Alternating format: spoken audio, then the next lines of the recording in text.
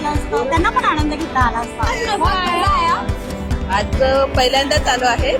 Festival खूप छान आहे. त्यांचं ड्रेस अप, त्यांचं जे ऑर्गनाइज केलं आहे ते खूप छान वाटलं मला. काफी अच्छा डेकोरेट है एंड यहाँ पे स्टॉल वगैरह सबसे अच्छे, क्लीन है सब चीजें यहाँ पे, खाने का सामान से लेकर यहाँ की सिक्योरिटी सबसे अच्छी है.